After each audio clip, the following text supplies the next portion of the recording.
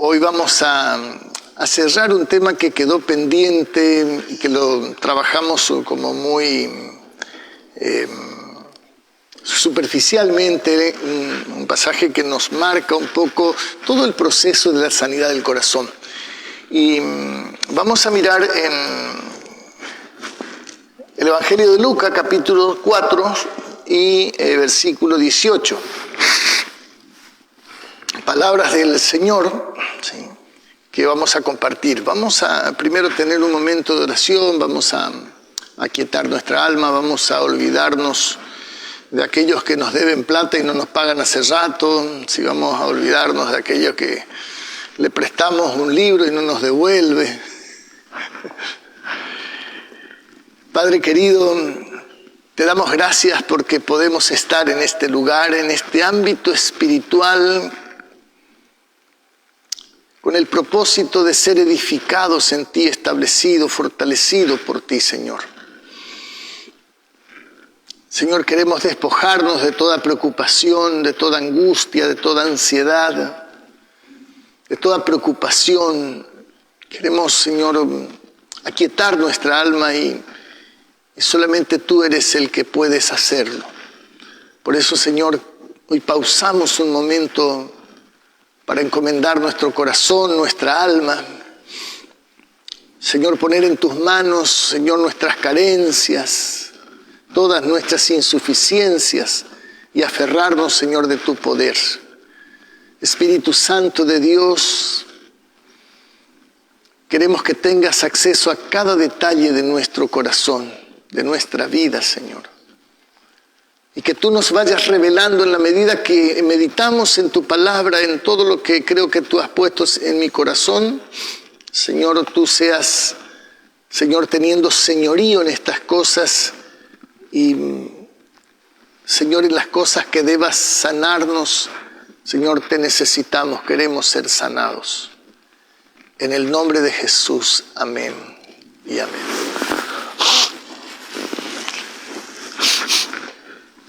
Bien, Lucas 4, 18, estas son palabras del Señor Jesucristo. Dice: el Espíritu del Señor está sobre mí por cuanto me ha ungido para dar buenas nuevas a los pobres. Me ha enviado a sanar a los quebrantados de corazón, a pregonar libertad a los cautivos y vista a los ciegos, a poner en libertad a los oprimidos y a predicar el año agradable del Señor. Nosotros estamos trabajando en este tiempo con el tema de las emociones. La inmensa mayoría de las personas provienen de hogares disfuncionales, hogares donde mamá y papá no tuvieron la instrucción y entonces educaron a sus hijos como pudieron, con mucha de la información que recibieron de su crianza y con algunos otros conocimientos que en el camino fueron leyendo artículos, algunos de dudosa procedencia y veracidad, rigurosidad científica, y otros realmente fueron tal vez algunos libros muy bien atinados, pero que al no ser trabajados correctamente, a veces tomamos parte de un libro y le implementamos como podemos. Entonces nuestros padres por allí no hicieron un trabajo atildado, no tuvieron eso que dice el salmista cuando dice que los hijos son como saetas, como flechas en manos de un valiente. Es decir, no lo trabajaron esa flecha para que pueda dar el blanco. Y entonces crecimos con un montón de traumas, con un montón de faltantes en nuestra crianza. Algunos recibieron poca atención. Si el trauma del abandono, el abandono no es que le dejaron, digamos, en otra familia o lo abandonaron en la calle o lo abandonaron en un hogar de niños. Esos son los casos más extremos de abandono, pero a veces son abandonados en la propia casa cuando no hay comunicación, cuando el hijo, la hija no recibe el cariño, la afirmación, es decir, el que sus padres, sus hermanos, sus tíos estén contentos porque ya esa personita está en la casa, entonces esa interacción amorosa. Entonces crecemos con un montón de trauma y después tenemos problemas en nuestras relaciones. Entonces tenemos un montón de dificultades, algunos son peleones, ¿sí? Acá hay uno, ¿sí? Entonces peleaba con el que se me acercaba, el que yo me parecía a mí que era una amenaza y bueno, se iba a encontrar con Mario. Yo no era bueno para pelear, pero era bueno para correr con la vaina, ¿sí? Entonces la manera de plantarme es si se planta así con las palabras, ¿cómo será con las piñas? Entonces a unos cuantos le corrí con la vaina y otros que no se dejaron correr con la vaina, bueno, me pegaron. ¿Sí? Entonces cobré como si fuera mi cumpleaños. Entonces otros se dejaron pisotear, otros manipulaban, es decir, de alguna manera trataban de sobrevivir. ¿Sí? Algunos se escondían para pasar desapercibidos. Entonces el Señor Jesucristo viene justamente a restaurar todas las cosas que el pecado provocó. Ahora, pero la mala crianza, si los padres no tuvieron mala intención, ¿eso es pecado? Obviamente. ¿Por qué? Porque no solamente es la intención, sino uno tiene que procurar hacer las cosas bien. ¿Sí? Si ustedes quieren que yo maneje ese aparato el domingo, ustedes van a tener problemas en el culto. Por más buena intención que yo tenga. De hecho, que si nos llegaran a aparecer y a mí me toca ir a meter mano, yo voy a hacer con toda la buena intención, pero esto va a ser un desastre. ¿Por qué? Porque no alcanza con la buena intención. Yo necesito saber prepararme, o si no, no toco. ¿Sí? Entonces, cuando nosotros traemos hijos al mundo, nosotros tenemos que entender esto, que esa criatura no se cría como mi abuela le crió a mi mamá, como mi mamá me crió a mí. Yo necesito tener conocimiento verdadero. La falta de conocimiento es lo que provocó muchas heridas en el corazón y el Señor Jesucristo viene justamente a restaurar, entre otras cosas, ¿no es cierto?, nuestro corazón. Y cuando dice que trae buenas nuevas, las buenas nuevas tienen que ver con una buena noticia. No importa el grado de destrucción emocional que nosotros podamos tener, Dios sana al quebrantado de corazón. ¿Cuál es la herida? No importa. Él es experto en todas las heridas, chiquitas, grandes, profundas, superficiales, recientes, antiguas, con pus, sin pus. Es decir, no hay problema. Dios es todopoderoso, ¿sí? Entonces Él puede hacerlo todo. Por eso dice, Él vino a sanar al quebrantado de corazón. ¿Qué pasa cuando una persona está quebrantado de corazón, tiene trauma? Bueno, primero vive cautivo. ¿Sí? ¿Por qué vive cautivo? Porque siempre se está acordando de lo que me hicieron.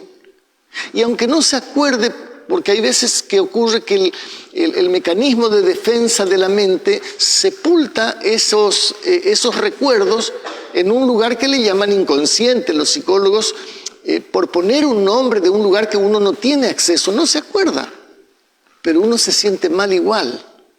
Entonces vive en una cárcel a veces de remordimiento, de resentimiento, porque no puede perdonar o no puede perdonarse.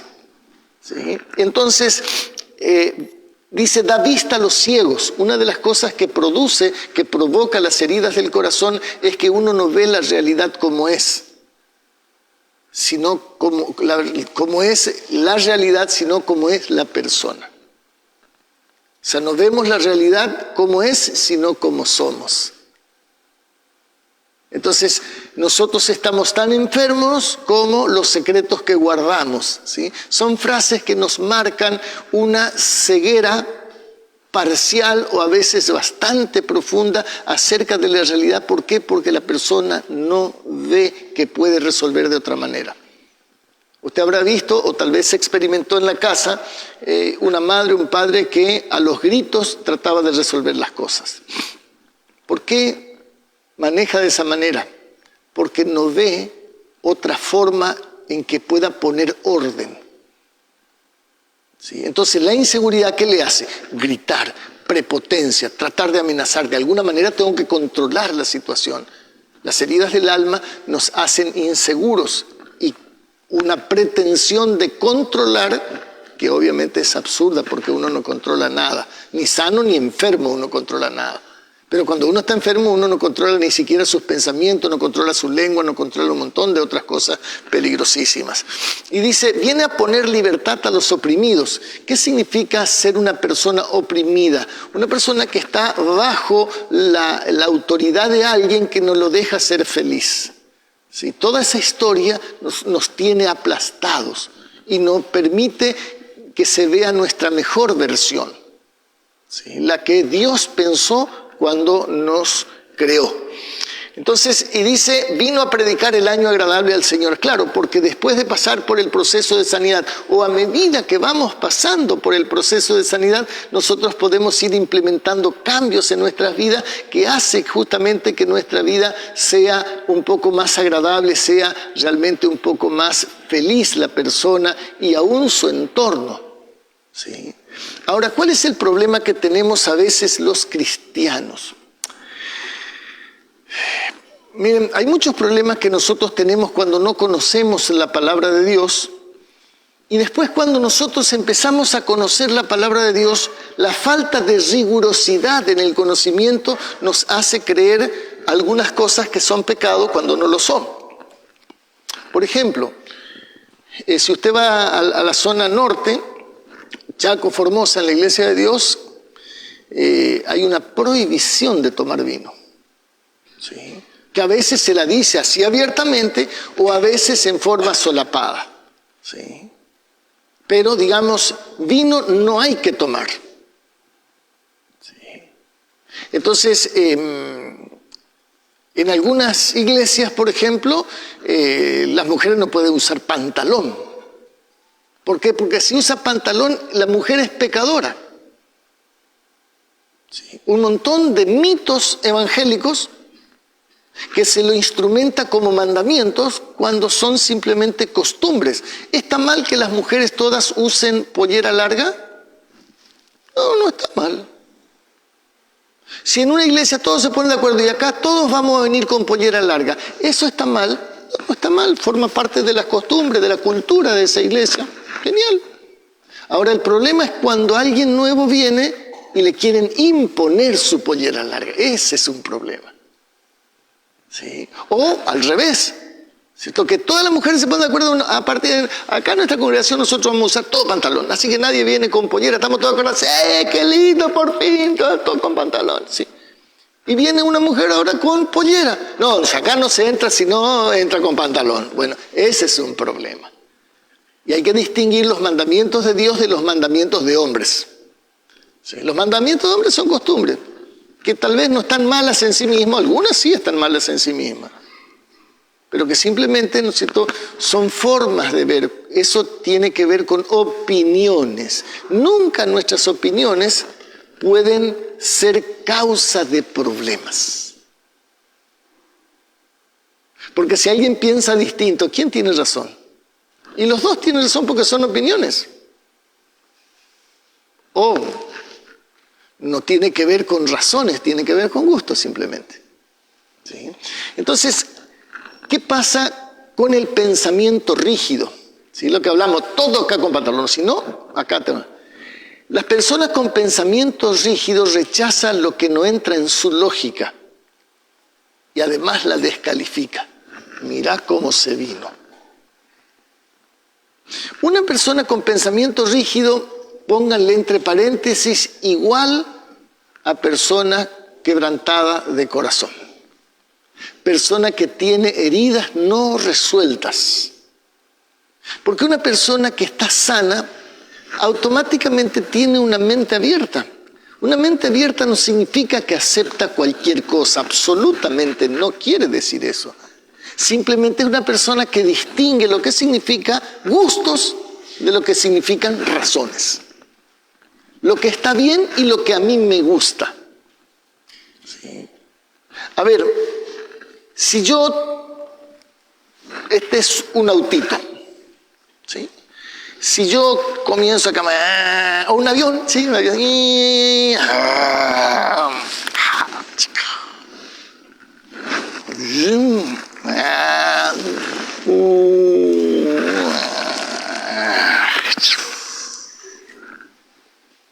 yo tengo 63 años y medio y más de medio. ¿Está mal que yo juegue con avioncito? ¿Es pecado que yo juegue con avioncito? Pero no me queda bien, ¿no es cierto? Sí, como que, digamos, le está sobrando algo, le está faltando algo, ¿sí? Entonces, hay cosas que no son pecados en sí mismos, pero que ya no se deben hacer, ¿sí? Una persona de pensamiento rígido, entonces va a llamar a esto, va a llamar pecado.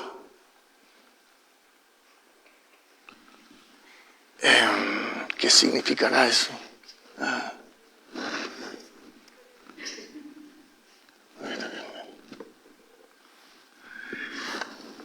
Bien, ¿ahí se ve? Bien. Perdón, falla técnica. Suele ocurrir en la... No sé qué es lo que es poner power, pero bueno. Bueno.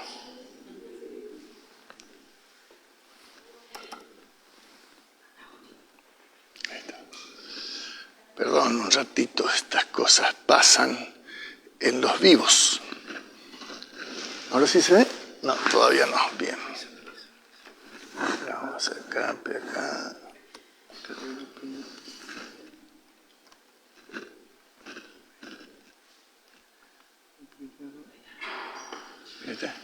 Impresionante. El que sabe, sabe. Y el que no es profesor. No se ve en el televisor, sería capaz que, ¿me entienden? Se ve en el Power, ¿no? Claro, el PowerPoint, sí. Está. Bien. Entonces, la persona que tiene convicciones firmes, ¿no se ve tampoco? Entonces, ¿qué pasó aquí? Bueno.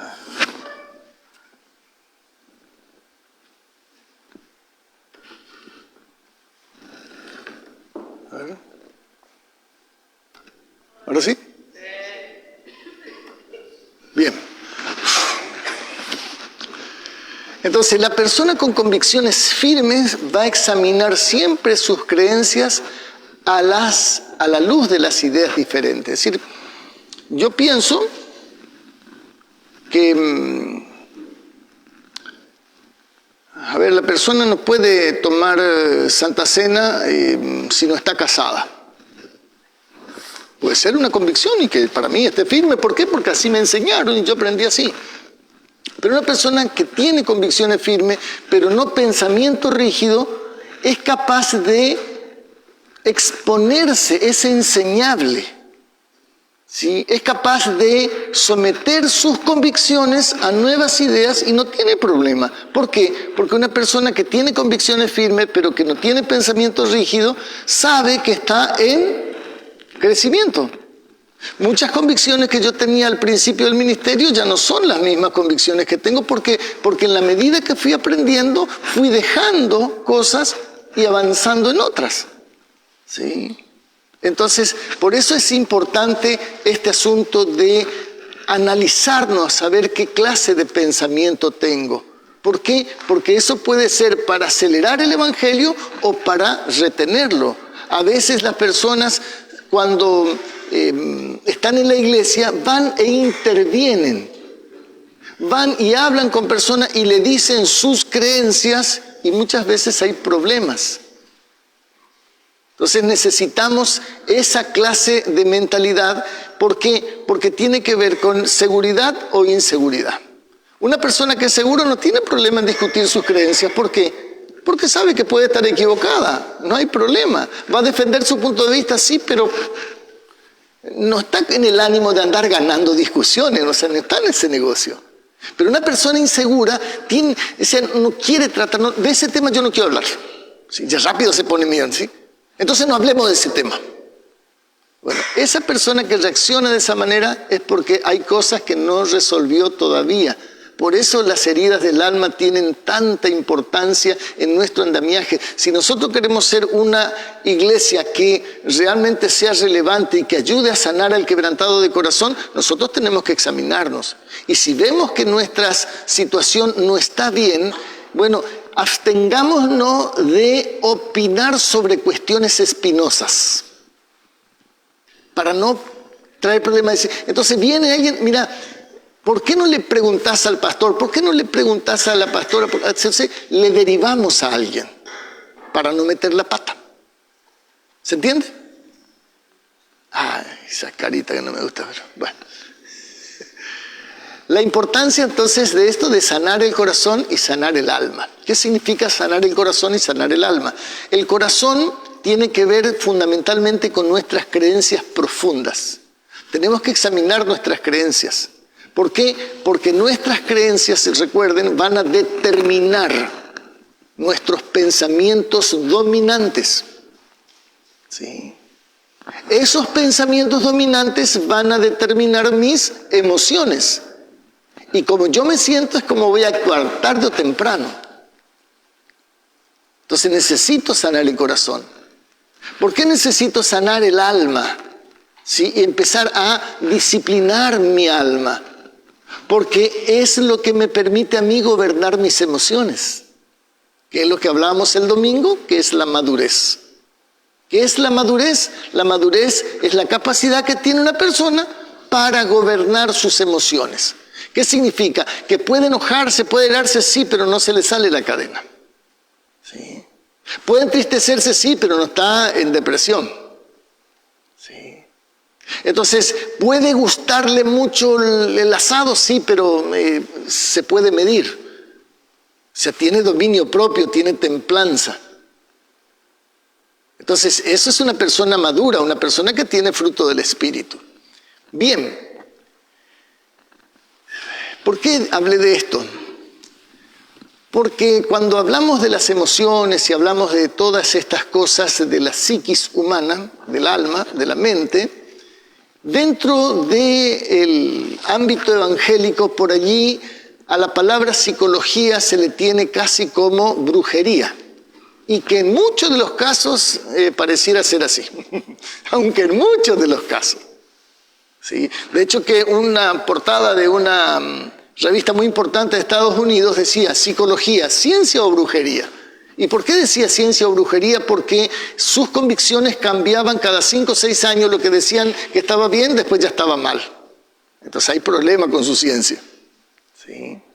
Pero la psicología, porque haya malos pensadores en psicología, malos científicos, no quiere decir que la psicología en sí está mal. ¿Ustedes conocen que hay malos médicos? Sí, entonces por eso usted no se va a ir más al médico. ¿Usted conoció malos docentes? ¿Por eso no le va a mandar más a los hijos a la escuela?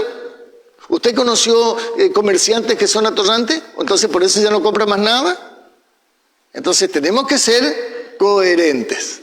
Sí, tenemos que ser coherentes. Entonces la psicología no es mala palabra. Porque al fin y al cabo no hay conocimiento de lo bueno, obviamente, sino ese conocimiento lo da Dios. Y la psicología no entra ni en competencia ni en contradicción con la fe que nosotros tenemos. Por ejemplo, si yo tengo un problema de salud, ¿qué voy a hacer? Voy a ir al médico, obvio. ¿Sí? Y hay uno que dice, no hay que ir al médico, no, o sea, hay que orar. No, nosotros primero oramos y después si no vemos mejoría, entonces vamos al médico. De hecho que ahora fui a Formosa y estuve haciendo chequeos médicos, ¿sí? Y por eso estuve comiendo ensalada mientras los otros comían asado. Porque había algunas cosas que atender, ¿sí? Entonces, por eso es importante entender que la psicología no es mala palabra. Ahora, cuando la psicología entra en conflicto con nuestra fe, ahí es otra historia.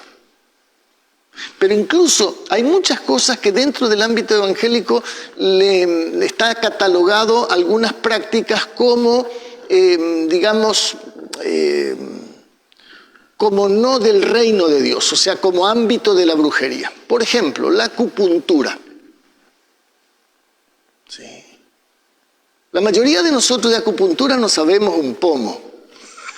¿Por qué? Porque eso es una sabiduría que no proviene de Occidente. Esto proviene de allá del Oriente, o sea, de las culturas milenarias como el tema de los chinos, los japoneses, los coreanos. ¿Sí? Y entonces nosotros opinamos de lo que no conocemos. Entonces opinamos fuera del recipiente, obviamente. ¿Sí? Nosotros le preguntamos, o sea, no es que le preguntamos, sí, fue una pregunta justamente, a 2 misioneros coreanos, los que estuvieron hace poco acá. Entonces ellos nos explicaron, ¿cierto?, científicamente cómo es la acupuntura. ¿Sí? Y es una medicina alternativa a la que nosotros conocemos y que a veces le damos digamos como algo así muy grande, cuando en realidad, ¿no es cierto?, mucha de la medicina que nosotros tenemos está para, digamos, enfermar al paciente y no para sanarlo, porque hay un comercio extraordinario. ¿Sí? Pero nosotros no entramos ahí en conflicto con eso. ¿Por qué? Porque está aceptado. Entonces hay gente por ahí que dice, no, la acupuntura está mal. ¿Pero investigaste para decir que está mal? ¿O estás repitiendo lo que otros dijeron? Sí, eso es muy importante. Esto no tiene nada que ver con el tema de las emociones que estamos viendo, pero sí tiene que ver con nuestras convicciones. Entonces yo no quisiera que ninguno de ustedes esté con problemas con la psicología, decir, ¿está mal que vaya al psicólogo? No, no está mal que vaya al psicólogo. ¿Por qué? Porque la psicología, los buenos psicólogos nos brindan buena información y nos dan buenos consejos, pero que son paliativos. ¿Qué significa paliativo? Te sirve cuando estás en crisis y hasta que vos aprendas otras cosas, practica esto. Por ejemplo, te dicen respirar. ¿Sí? Porque una persona que está muy ansiosa, que está muy mal emocionalmente, respira todo mal, se contracturan y tiene empezar a tener problemas, después ya tiene pánico porque no sabe por qué le palpita mucho el corazón, simplemente porque no está respirando bien. Entonces lo primero que es para bajar un cambio, ¿sí? Empezar a respirar. ¿Sí? Ahora, ¿eso resuelve los problemas? No, no resuelve. Es como decir, juntar los 3 dedos, decir armonía, armonía, y pensar que cuando abrí el ojo está todo ordenado, ¿sí? Yo probé eso. Me dice, Mario, lava los platos. Así había una pila. Estábamos de visita. Dije, armonía, armonía, cuando abra los ojos que todos los platos estén limpios. O sea, no resuelve nada. Ni siquiera es un paliativo. ¿Sí? Es como fumar un cigarrillo para estar más tranquilo. O sea, el remedio es peor que la enfermedad. ¿Sí? Entonces, pero cuando, digamos, nosotros tenemos buenos profesionales en la salud mental, nos dan buenos paliativos. E incluso el hecho de que nos den pastillas, eso no está mal, porque a veces al paciente hay que tranquilizarlo de alguna manera para que no explote. Es como el médico cuando una criatura llega con 40 grados de fiebre, no le importa por qué tiene fiebre. Él se importa que baje la fiebre porque si no puede convulsionar. ¿Sí? Entonces, una vez que bajó la fiebre, bueno, ahora trata la infección. El problema, ¿no es cierto?, que los médicos, digamos, psicólogos, psiquiatras, ellos no pueden tratar la infección, porque ellos trabajan con lo natural y la infección del alma es espiritual. Entonces, ellos no pueden dar la solución. ¿Por qué? Porque todo desarreglo emocional o desarreglo de conducta está conectado a un pecado. Y esto no tiene que ver con, no, ya espiritualiza todo. No, esto tiene que ver con rigurosidad científica. Lo hemos hablado, digamos, anteriormente, dando los ejemplos, incluso en el audio que le mandé anteayer, le explicaba cómo funcionaba este asunto. ¿Qué es lo espiritual y qué es lo natural? Entonces, por ejemplo, la codicia es un pecado. ¿Sí? La codicia es espiritual. Pero el pecado que me llega a querer tomar lo que el otro tiene, ¿cierto? Eso es natural. Entonces, el robo es la fiebre, la codicia es la infección. ¿Por qué la persona roba? Porque tiene codicia, quiere lo que el otro tiene, por eso le roba. ¿Sí? Esa es la fiebre. ¿Cuál es la infección? La codicia. Ahora, si yo resuelvo la codicia, ya no robo. Si yo resuelvo la infección que trajo la fiebre, se fue la fiebre, se terminó el problema. Muerto el perro, se acabó la rabia. ¿Sí?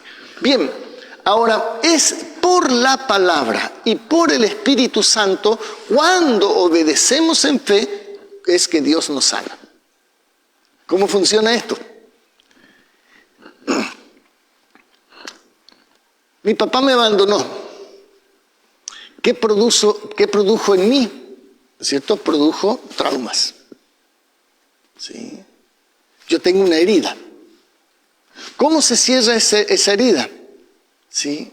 Ustedes tienen que perdonar. Porque yo puedo tratar mis emociones, mis sentimientos, mi rabia, mi enojo, mis tristezas de mi papá, ¿no es cierto? Y puedo decir, bueno, él no podía, pobrecito, qué sé yo, bueno, ahí está. Le justifico. Me baja la infección, mi tristeza. Pero después pasa algo y ¡tum! Otra vez vuelve. ¡Tum! Otra vez vuelve. Entonces, la única manera de sanar la infección del pecado de mi papá es perdonarle. Pero el perdón es una herramienta espiritual, no es una herramienta natural. Por eso la persona que no entregó su vida a Cristo realmente no experimentó el amor de Dios, el perdón de Dios, no puede perdonar. Puede simplemente, como pasar por alto de alguna manera el error, pero queda ahí la mecha encendida. Entonces, por ejemplo, en el matrimonio, ¿sí? Uno hace una macana, cualquiera sea. Se arma el tole, bueno, está bien, te perdono. ¿Sí? Entonces pasa por alto, no perdona. La próxima vez que vuelve a hacer, le sacan cara lo anterior. ¿Sí? Bueno, arreglan otra vez. La próxima, hiciste una vez, 2 veces, ¿hasta cuándo? ¿Sí? Entonces pasar por alto nos hace históricos, pero el perdón no te vuelve a sacar en cara otra vez. Cuando una persona perdona, ¿qué es lo que ocurre? Uno llegó al convencimiento que la otra persona lo hizo porque es justamente una persona y se equivoca. Y entonces tiene compasión de esa equivocación que se repite. ¿Por qué? Porque sabe que todavía no lo puede resolver. Como yo tengo problemas a veces y que no puedo resolver o no podía resolver y ya lo resolví ahora, pero hubo un tiempo en el cual yo me equivocaba muchas veces seguido porque no podía resolver, no es porque yo quería hacerlo. Entonces el perdón va más profundo y sobre todas las cosas está conectado con lo que Jesús hizo en la cruz. Entonces, viendo el sacrificio de Jesús, entonces perdonar al otro ya me resulta mucho más simpático, ya me resulta mucho más piola, ya lo puedo hacer más fácil. ¿Por qué? Porque ahora sí que tengo un power, ¿sí? No es un PowerPoint. Entonces, por eso es que Dios nos sana cuando nosotros obedecemos la palabra. Pero yo no puedo obedecer la palabra si el Espíritu Santo no está en mí. Por eso una persona que verdaderamente no experimentó el perdón de Dios, no tuvo un encuentro real con el Señor Jesucristo, no puede perdonar. No lo puede hacer porque le falta una pata. Puede entender intelectualmente todo, pero no tiene el poder para hacerlo. Porque justamente lo que hace el Espíritu Santo en nosotros nos da poder. Por eso Jesús le dice a los discípulos, y recibirán poder cuando haya venido sobre ustedes el Espíritu Santo. Sí, entonces, por eso, una persona con herida lo primero tiene que hacer al pie. Señor, aquí estoy en el horno, Señor, necesito de ti, te entrego mi vida, empieza, ¿no es cierto?, una vida nueva. Vamos a mirar algunos versículos en los cuales habla este asunto de la sanidad. Deuteronomio capítulo 32.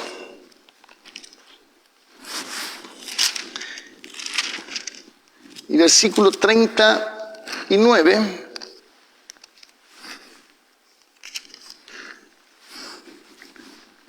dice, ved ahora que yo soy, dice el Señor, y no hay dioses conmigo. Yo hago morir y yo hago vivir. Yo hiero y yo sano, y no hay quien pueda librar de mi mano. Y acá hay personas que son muy románticas con respecto a Dios, y entonces tienen conflictos. ¿Por qué? Siempre mis conflictos con Dios va a tener que ver con mi ignorancia. No tiene que ver con Dios, tiene que ver con mi ignorancia. Pues yo no entiendo a Dios. Pero Dios se revela en su palabra. Él dice, yo hago morir y yo hago vivir. Algunos dicen, ay no, porque Dios no va a permitir eso. ¿De dónde sacaste eso? ¿Sí? Mi Dios no es así. Claro, tu Dios, pero el Dios verdadero sí es así. Y él dice, yo hiero y yo sano. ¿Por qué Dios me hiere, entre comillas? Porque él me dice que si yo cometo un pecado voy a herir a alguien. Pero no es mi pecado el que hiere, sino mi violación a una cosa. Dijo Dios, mira, si vos haces esto, te va a pasar esto. Y como la palabra de Dios es veraz, la palabra de Dios se cumple, entonces cuando yo cometo el pecado, va a haber gente herida. Entonces, por ejemplo, ¿por qué una criatura sufre lo que sufre en este tiempo y en otros tiempos? Porque padres, aún no conociendo la palabra, cometen el delito, el pecado, y eso va a producir. Pero si no conoce qué injusto que es Dios. No, Dios no es injusto, yo soy ignorante, es otra historia. Siempre queremos echar la culpa a otro, no queremos hacernos cargo. Ese es el pecado, es la consecuencia del pecado original. ¿Qué dijo cuando dice, Adán, qué hiciste? La mujer. Si vos no me hubieras dado la mujer, entonces ¿quién tiene la culpa? Vos tenés la culpa. No, digo, pará un poquito. La mujer dice, si vos no hubieras creado la serpiente, yo no tendría con quién conversar, ¿sí? Al final, yo no tengo la culpa que vos pongas serpiente. Si vos no hubieras puesto serpiente, todo hubiera sido el problema, ¿sí? Entonces, ¿quién tiene la culpa? Dios tiene la culpa de la serpiente. La serpiente ya no tenía a quién echarle la culpa, así que se embromó. Pero nos embromamos todos, ¿sí? Nos embromamos todos. Ese es el problema. Uy. Yo pensé que iba a terminar hoy, así que tenemos un segundo tiempo el próximo miércoles. Jeremías 30, 17. Jeremías 30, 17.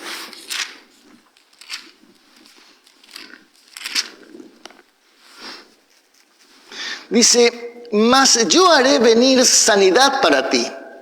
Sanaré tus heridas, dice Jehová, porque desechada te llamaron, diciendo, esta es Sión, la que nadie se acuerda. ¿Cómo nos sentimos muchas veces cuando estamos mal? Nadie se acuerda de mí, a nadie le importa mi vida. ¿Sí? Pobrecito yo, pobrecita yo. ¿Sí? Todos me odian, nadie me quiere. Entonces, ¿qué mejor que hacemos? Comemos gusanito. ¿Sí? Entonces, pero dice, yo sanaré sus heridas. Fíjense, 33:6.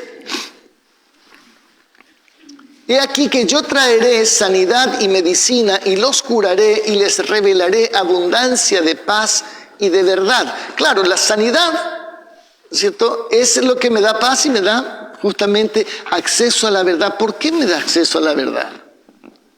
Porque cuando yo estoy herido, una de las cosas es que yo no veo bien. No veo la verdad. Cuando me sana, ahora puedo ver bien, entonces puedo ver la verdad. ¿Sí? Salmo 103:3, ¿qué dice? Él es el que perdona todas tus iniquidades, el que sana todas tus dolencias. ¿Sí? Entonces, por eso Dios nos sana. Pero Dios nos sana cuando nosotros entramos en su diseño. No me sana de cualquier manera y porque a mí se me antoja. Muchas veces en su misericordia Dios va a sanar simplemente para testimonio, pero la persona no va a hacer cambios. Nos ha tocado cuántas veces gente que viene a la iglesia se sana y no aparece nunca más. Y después vos le andás viendo en la procesión, le van viendo en cualquier otro lugar, ¿sí? En el corso, bueno, algunos cristianos que no vienen a la iglesia van al corso, pero esa es otra historia. Van a ver cómo los pecadores pecan solamente.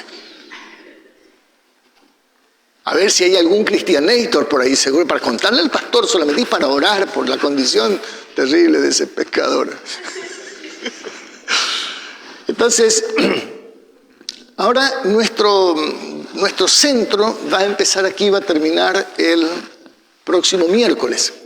Primera carta del apóstol Pedro, en el capítulo 5. Aquí nosotros vamos a ver todo el proceso de sanidad en unos pocos versículos, como si fuese que Dios dice, bueno, yo voy a comprimir aquí mucha información que está desperdigada en la palabra. Pero si nosotros examinamos esto que encontramos aquí en Primera de Pedro capítulo 5, podemos encontrar también en otros digamos, en otros versículos de la Biblia. Por ejemplo, nosotros podemos encontrar en 1 de Corintios, 2 de Corintios, procesos de sanidad. Podemos encontrar en Efesios, en Colosenses, en Filipenses, ¿sí? Podemos encontrar en muchas partes de la Biblia lo mismo que está acá. Simplemente yo tomo esto para ver que todo proceso de sanidad de las emociones no es psicología.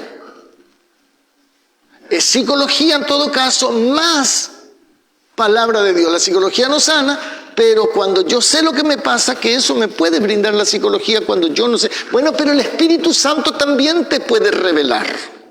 ¿Sí? Pensamiento rígido. No. El psicólogo no es mala palabra. Hay algunos sí son mala palabra. Es preferible que te muera y no te vaya con eso. Sí. Pero así también hay algunos contadores que son mala palabra.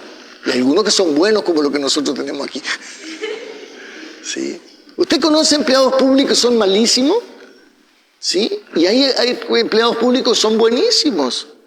Entonces, pero porque haya malos empleados públicos, dicen, nada, todos los empleados públicos son iguales. ¿Sí? ¿Escuchó alguna vez la frase, todos los hombres son iguales? ¿Eso es verdad? No. Hay algunos que somos peores. Entonces, por eso, hermanos queridos, nosotros seamos sensatos. ¿Sabe qué es lo que nos ocurre? ¿Para qué estamos nosotros en este mundo? No solamente en la iglesia. Porque para todos es el mismo propósito por el cual Dios nos creó. Pero especialmente para nosotros los que estamos en la iglesia. El propósito es que alguien, al ver nuestra vida, diga, wow, ¿qué tiene esta persona que tan capila que es, que da gusto estar con ella? En cambio conmigo están un tiempo y después se van. ¿Qué tiene? Bueno, tiene primero una actitud. Es amable siempre. Aún con aquellos que son difíciles de soportar. Sí. Es decir, la persona que más, digamos, es una persona que no anda hablando tonterías. O sea que cuando habla, tiene fundamento lo que habla. Entonces imagínense que nosotros vamos a querer evangelizar a alguien. Y si yo estoy yendo al psicólogo, no, eso es claro, así andás también vos. Entonces, claro, la persona dice, ¿y esto qué le pasa? Lo único que falta es que nosotros digamos que hacer transfusión de sangre está mal. Y entonces andamos maldiciendo a la gente que hace transfusión de sangre, como hay otros grupos religiosos que lo hacen.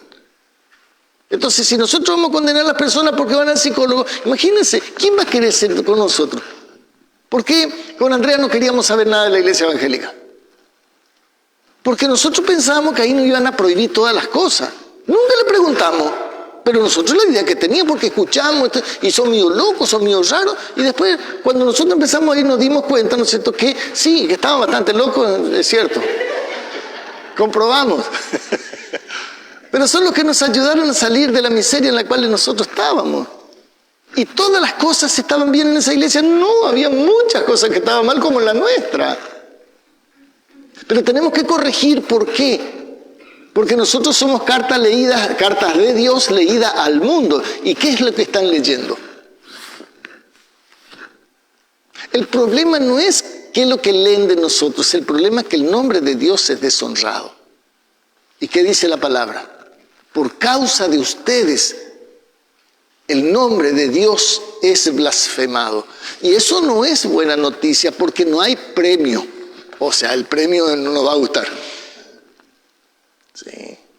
Por eso tenemos que tener cuidado. Y el Señor decía, tengan mucho cuidado cómo oís. Porque de lo que nosotros le damos oído, tarde o temprano va a ser nuestra vida, la calidad de nuestra vida. Bien, don Pedro en su primera carta, versículo 5, aquí está, en el capítulo 5 comienza a dar instrucciones el apóstol Pablo, y cuando llega al capítulo 5, le da indicaciones a los jóvenes, y en la mitad para adelante dice, y todos, sumisos unos a otros. Escuchen bien esto, sumisos unos a otros. Eso cuando vos le das dice, por favor, trae. ¿Sí? Ahí no hay sumisión precisamente, ¿sí? Dice, revestidos de humildad, porque Dios resiste a los soberbios y da gracia a los humildes. Vamos a parar aquí. Entonces, fíjense un detalle. Habla de un soberbio. Nosotros aquí ya el soberbio no pensamos como pensábamos antes del soberbio. Cuando no conocíamos de Dios y aún estando en la iglesia, no conociendo en profundidad este asunto de las emociones, nosotros pensamos que el soberbio era una persona, ¿no es cierto?, que era desagradable porque quería ser desagradable, porque es creída, porque tiene plata o porque canta lindo o porque juega bien. Entonces son soberbios, ¿sí? Nosotros pensamos que la soberbia era algo que la persona elegía para sí. ¿Por qué? Porque era un creído. Cuando nosotros nos damos cuenta que simplemente una máscara que usa para que los demás no vean su dolor, su inseguridad, el soberbio es alguien que está tratando de controlar todo, tratando de mostrarse, de que los demás le vean que vale. ¿Por qué? Porque se siente inválido. Sí, entonces una persona que trata mal a los demás es una persona que está profundamente herida. Entonces el soberbio es un herido que resiste la sanidad. Ese es el problema. A veces resiste la sanidad de Dios porque no sabe, ¿sí? O a veces porque tiene miedo. Acá hay uno del segundo grupo. Aproximadamente a 3, 4 reuniones antes del mes, Dios me confrontó con mi realidad.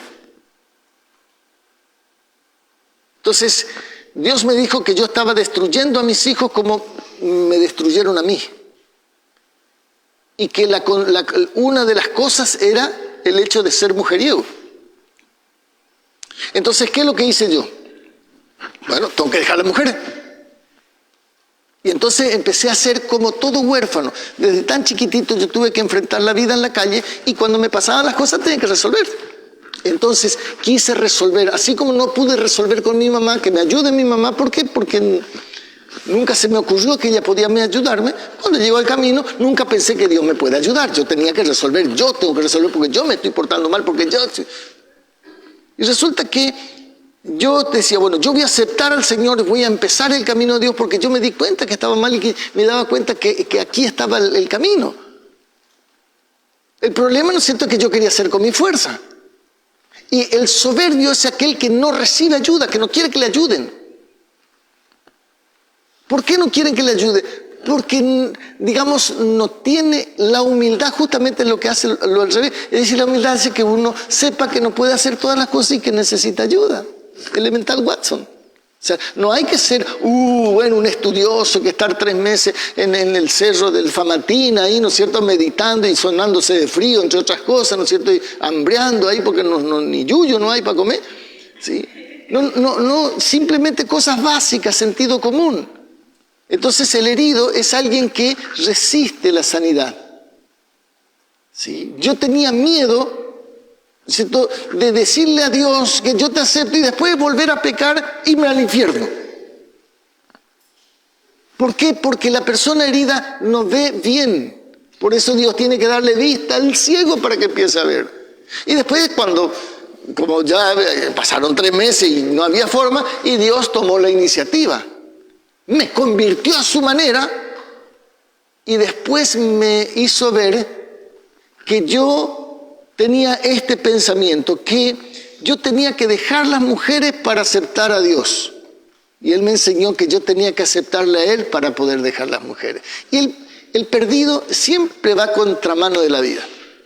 Siempre se pone primero el pantalón y después se pone el calzoncillo como Superman. Y a Superman le queda bien, pero a nosotros no, pues.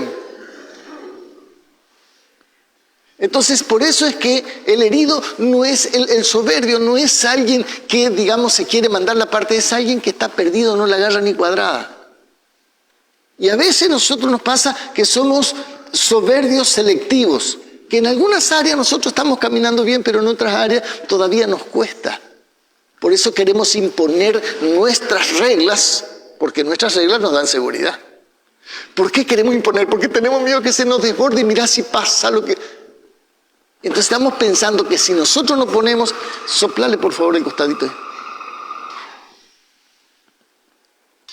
Entonces pensamos que si nosotros, digamos, si esas reglas se violan, todo se va a descontrolar. Y entre otras cosas yo voy a pasar vergüenza. La vergüenza es la condición del herido, como vimos tantas veces. Por eso es importante conocer para saber por qué nos pasa lo que nos pasa. Ahora, eso no es exclusivo del incrédulo. El incrédulo es aquel que no conoce la palabra. Muchas veces, estando en la iglesia, estando en el camino, nosotros resistimos la sanidad. ¿Por qué? Porque el dolor siempre nos hace procurar hacer solos. Nos cuesta ser vulnerables, no queremos abrir nuestro corazón, no queremos que los demás se enteren que en realidad yo no soy tan guapo como le quiero hacer aparentar. Y cuando uno llega a la iglesia, llega al liderazgo con todas estas cosas, es mucho más complicado. ¿Por qué yo no quería contar a nadie mi problema con la pornografía? Porque ya era líder. Entonces, ¿cómo le digo al pastor, no es cierto, tengo este problema? Y bueno, hasta que junté fuerza, cuando iba a decirle, escucho una opinión de alguien que era una monja al lado mío, un sucio, dice, imagínate que le iba a contar, si ese era un sucio, yo era el basurero. Entonces, cuando uno es líder es mucho más difícil, ¿por qué? Porque tenés miedo, ¿qué tenés miedo? A la vergüenza. Una persona sana no tiene vergüenza. El enfermo es el que tiene vergüenza. Por eso es importante entender eso. ¿Y cómo es el proceso del soberbio? El proceso del soberbio, esto es ya repaso, empieza con 2 de Corintios 2:11, donde Pablo está hablando acerca de una situación de perdón. Vamos a leer desde el versículo 10. Dice, al que ustedes perdonan, yo también le perdono. Porque también yo lo he perdonado, y si algo lo he perdonado, por ustedes lo he hecho en presencia de Cristo, para que Satanás no gane ventaja alguna sobre nosotros, porque no ignoramos sus maquinaciones.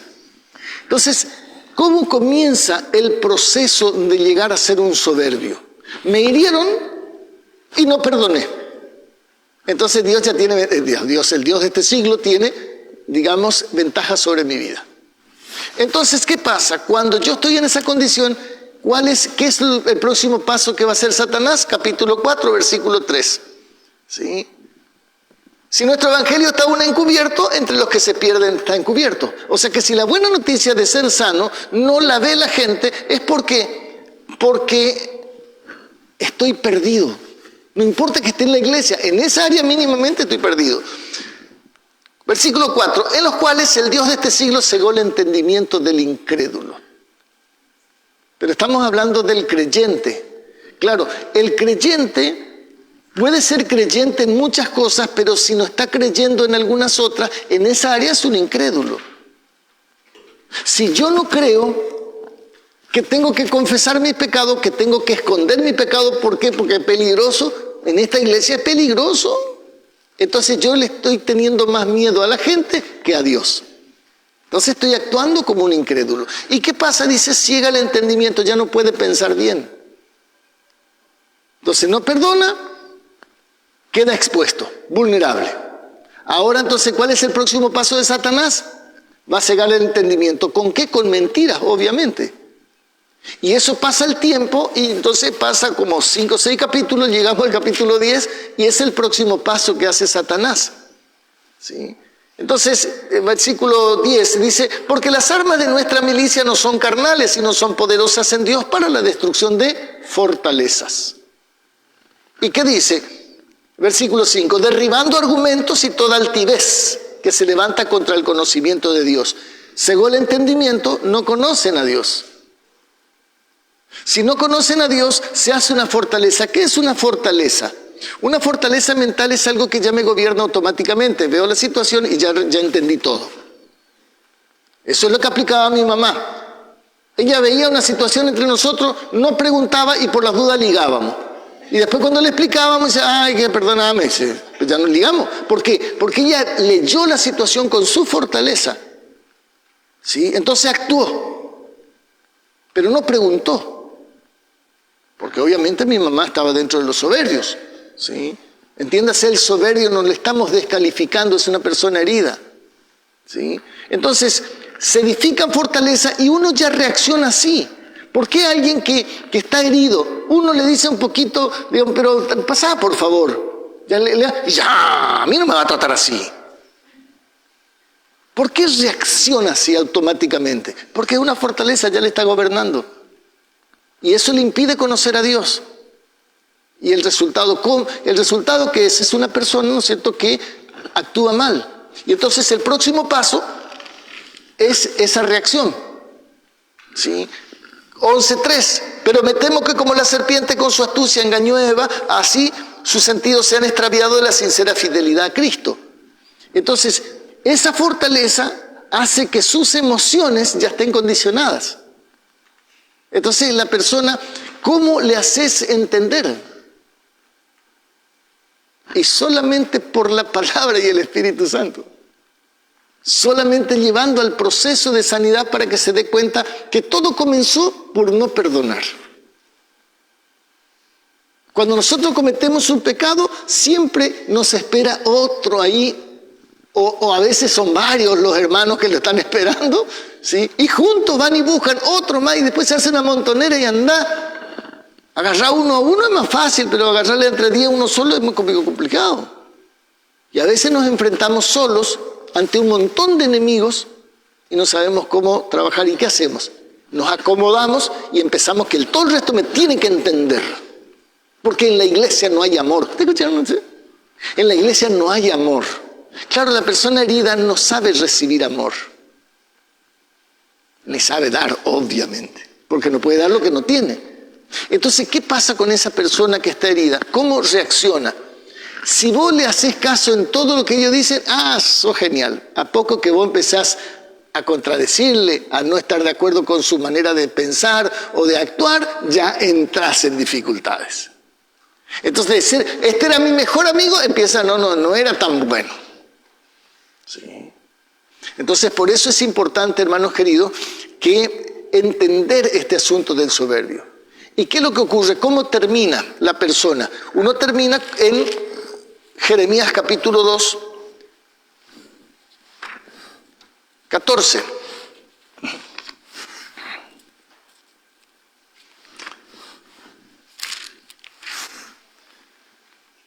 Perdón, 2.13, no es 14, 2.13. Dice, 2 males ha hecho mi pueblo.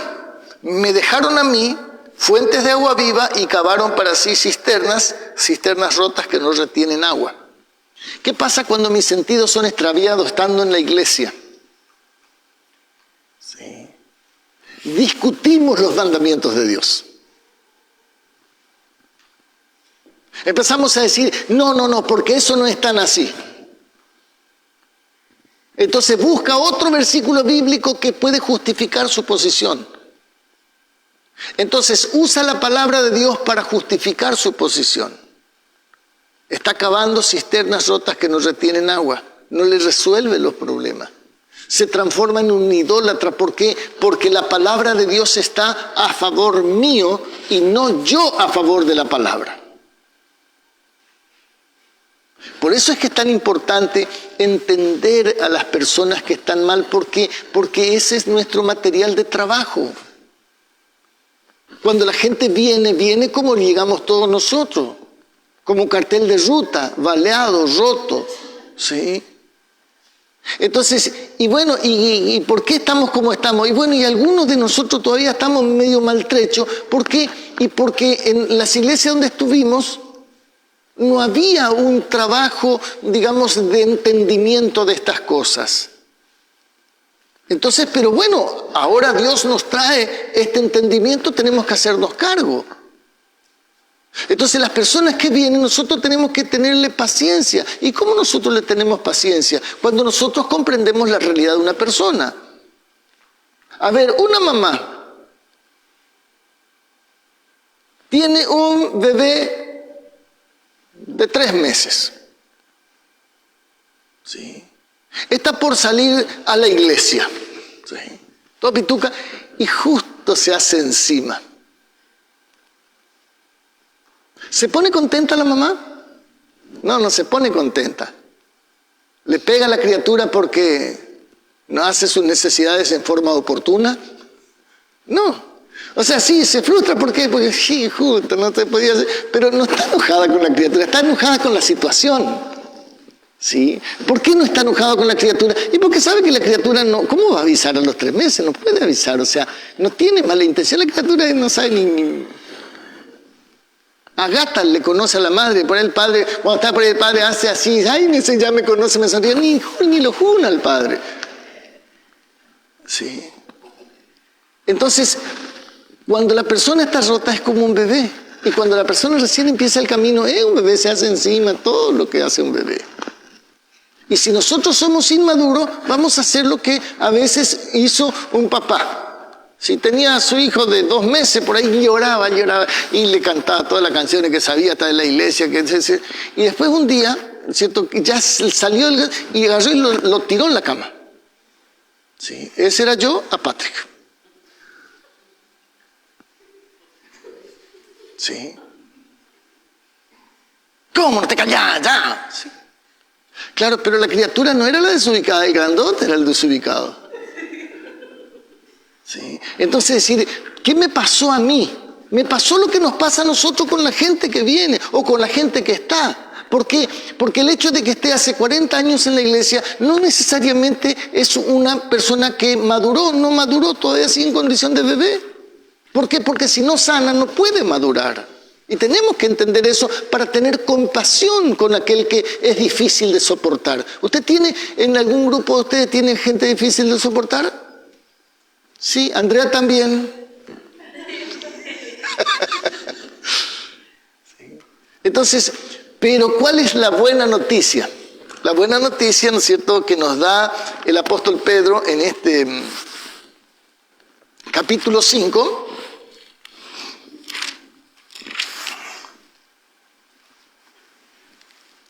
Y versículo 5, la segunda parte, dice que Dios resiste a los soberbios, pero da gracia a los humildes. Entonces, aquel soberbio Dios resiste. Y aquel que no se deja sanar por él, aquel que cava cisternas rotas, le dejan a Dios y quiere arreglarse a su manera. Dios le resiste. ¿Qué significa? ¿Le castiga? No, no le castiga. No le ayuda, no le puede ayudar porque no se deja ayudar. Pero cuando el soberbio persiste en ser soberbio, Dios sube la apuesta. La ira de Dios está sobre el soberbio. Mamita querida, me saco el saco, me pongo el pongo. Entonces tenemos que tener cuidado que entre nosotros no estemos contados dentro de los soberbios. Ahora, yo tengo una mala noticia. ¿Sí? Hay mucho soberbio entre nosotros. Porque en algunas áreas todavía no estamos pudiendo hacer pie. Esa es la mala noticia. Pero la buena noticia es que Él va a sanarnos. Ya vimos los versículos. Él está en el negocio de sanarnos. Estamos en el hospital. Entonces, lo que tenemos que hacer? Lo único que tenemos que hacer es dejar de hacernos lo duro. Es decir, tengo problemas, o sé que no puedo resolver esto. La verdad que yo me siento re mal porque, es decir, siempre estoy cometiendo el mismo error. Es decir, abrir el corazón ante una persona que sea espiritual, que sea madura, para que le ayude. No vaya a ir a otro que está roto porque corre riesgo.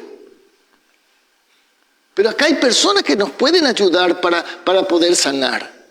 ¿Sí? Pero qué bueno que es saber que Dios resiste al soberbio, es cierto, pero da más gracia al humilde. Entonces, ¿a dónde vamos a apuntar? Y vamos a apuntarle a la humildad. Y entonces vamos a preguntar, ¿cómo es ese asunto de ser humildes? ¿Sí? Y entonces, justamente en el versículo 6 al principio dice que tenemos que humillarnos bajo la poderosa mano de Dios. ¿Sí? Lo primero de la humildad justamente es reconocer que uno necesita ayuda. Reconocer que uno no está pudiendo. Pero que lo que pasa es que me da vergüenza. Sí, yo entiendo. Claro que nos da vergüenza. Pero no puede ser que porque me dé vergüenza yo voy a morirme con eso. Imagínense, vamos a suponer que acá en Chilecito, ¿no es cierto?, solamente hay, digamos, médicos mujeres, doctoras, médicas.